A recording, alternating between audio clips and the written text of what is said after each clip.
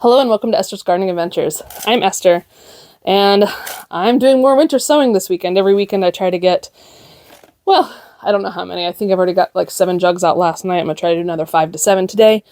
So I thought I'd share with you what I'm winter sowing this week. And if this is your first time hearing about winter sowing, it's basically a way to start seeds and grow your seedlings outdoors in things like milk jugs instead of indoors under grow lights. And I grow probably about 90 to 95% of my fruits, vegetables, flowers, perennials, herbs, everything using winter sowing. I'm in Maryland Zone 7B, and last year I did a series of videos on kind of the order in which I did things, but this year I'm kind of just, I have my basket, which is getting smaller if you'll notice compared to last week. My basket of seeds that I want to sow, seeds that I want to do winter sowing with, and I just go through and pick out the things that are the most fun. What do I feel like doing this week? What are the most interesting? What do I need to get out? The only things that I get out early are cool weather crops, and I'm pretty much done with putting those out at this point because I want to be transplanting my cool weather crops this month, probably in the next couple of weeks. Stick around to the end because I will do a check-in on what's sprouted in my jugs outside. So let's start off with asters. So last year was the first year, actually no, I think I grew some asters the year before, but this year I'm growing 2 kinds of asters. The Matsumoto Blue, I think it's Benaries, anyway, Princess of Bright Red asters. And the thing I love about both of these is they both have this beautiful, like this beautiful yellow center. So I think they're going to be really pretty together. You know, if you've been watching my channel, you know that I like to do 2 varieties per jug when it's something that I don't need a lot of plants of. I use yogurt containers. We go through a lot of yogurt in this house, so I use these yogurt containers that I cut up into strips. I use them for my plant labels, and I also use them as dividers. For the asters, the seeds are pretty, they're not tiny. They're not tiny, but they're also not huge. They're kind of like the size of lettuce seeds. Let's see the shape. So we'll do it here. This is the Matsumoto Blue. So I'm going to do 3 across the front, and I do 1 seed per hole, so I might actually do a total of 5 because these seeds are a little bit older. Now for the bright red one. Since these are from 2024, I'm going to do 4 seeds. Do 3 in the front and 1 in the back. Cover them up. Put a light cover on them. And then you know the drill. Get my water bottle. In the last video, someone asked about my mushroom pillows, and strangely enough, I got these pillows in a place I didn't expect to. I got them in a Marshall's, and I saw one on clearance, and then I saw the other one just when I went around the corner. I was like, I gotta get both because it's like perfect on here. Plus this little mushroom diorama. I don't know what they're called. My sister bought me for my birthday, so I have like a little mushroom corner now. And I love mushrooms. I love how they look, and they're a great part of our ecosystem, and they're just really cute on pillows and as decorations. Okay, this is the 11th. I don't know if you've ever noticed, but often when in gardening, flowers, there is really not too many flowers that are like true blue. And so a lot of times when they say blue, it'll be more of a purple. Sometimes when they say purple, it'll be more of a blue. I'm not quite sure how they decide how to label things. Have you noticed that too?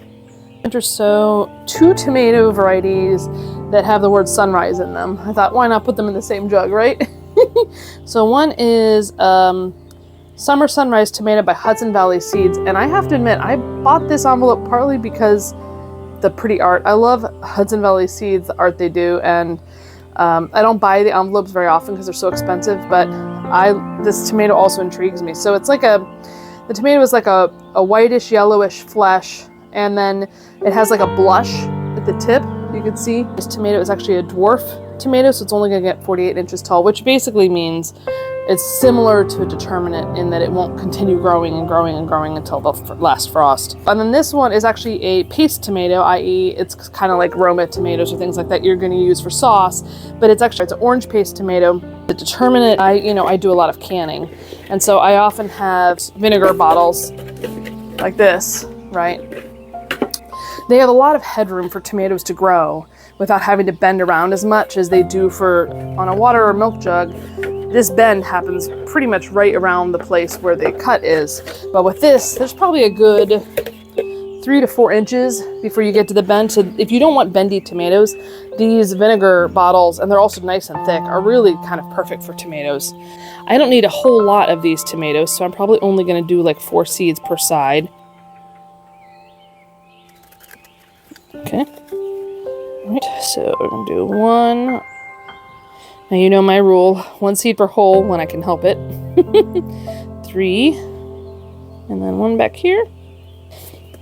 Now I like to grow paste tomatoes or tomatoes that are good for canning because I like to do preservation of tomatoes. And these, I've never done a paste tomato for canning that's orange for, so I thought this would be a cool thing to try.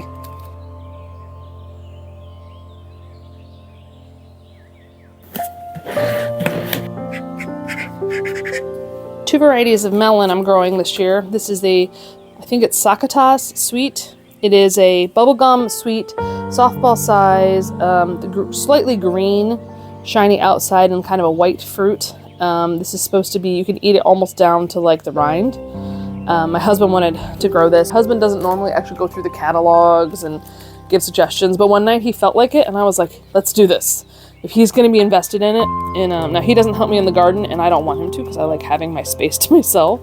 But if he is excited about a certain variety, I'm going to grow it. And then I grew this last year, but it didn't do well. And I accidentally mowed over a tiny melon that tasted so delicious. So I'm going to try it again this year. Moon and Stars watermelon. Now for something like a melon, you only want to do like 3, maybe 4 seeds. Squashes and melons, they just take up a lot of, the plants themselves take up a lot of space when they grow. You could do probably a total of 6 in 1 jug. So because these seeds are from 2022, I'm going to put 3 seeds in because I only really need 1 plant. And then the Sakatas Sweet, you know, I think I'm going to put a 4th in for the Moon and Stars just because it's from 2022.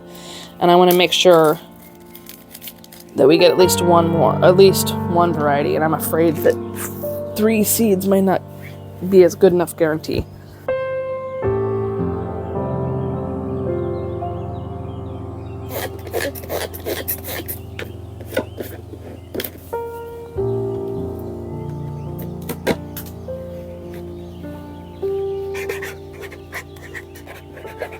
I'm also winter sowing some sweet peppers this weekend. Liebsapfel, which is actually a candy apple or sweet apple, and Dulong Antibes. So the Liebsapfel pepper, a red ruffled pepper. It has a sweet, thicker flesh, and it's kind of like a pimento. You can see how at the bottom it's sort of flat. Well, my camera cut out as I was sowing this pepper, so I'll tell you real quick. I sowed about 4 seeds per side. Now the Dulong Antibes pepper comes from southeast France.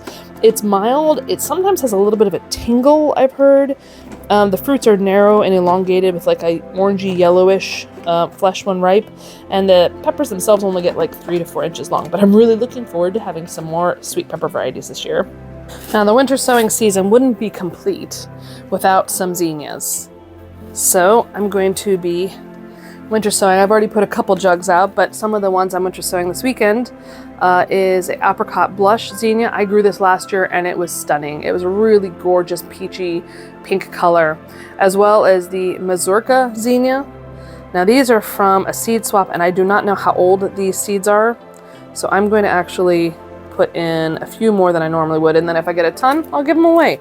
And then for the apricot blush, with zinnias, there's something that I can really never have enough of, and it's quite easy to give them away if you grow more than you need. Like finding takers for zinnias will never ever be a problem. So, and I have so many zinnia seeds from what I save every year, as well as like what I get in swaps, that I really don't need to be stingy with them.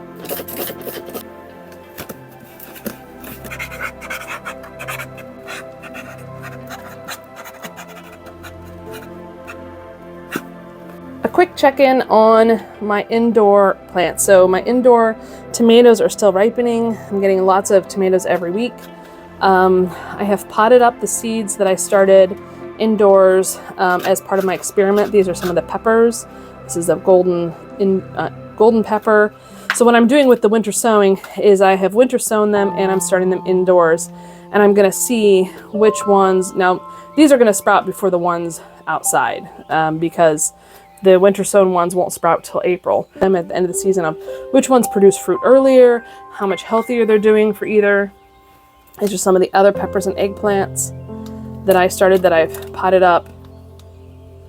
And then up here I still have some of the other peppers I've sown, as well as some lettuce. And let's see, these are some new stuff I started.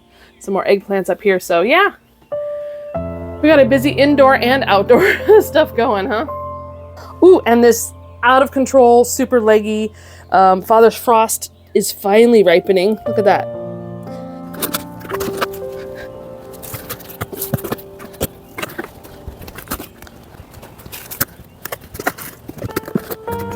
Yay! It's finally starting to accumulate. All right, let's check on some of the seedlings.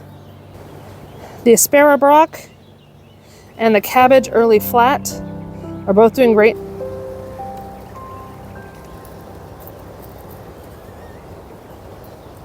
Celtus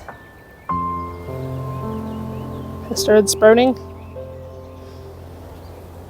I probably shouldn't have put it in with the celery because celery isn't frost hardy. Pablo lettuce. How beautiful that's looking. And it looks like my Ethiopian kale and my collards that I only planted a week ago have sprouted. Yay! I see some barbers on there.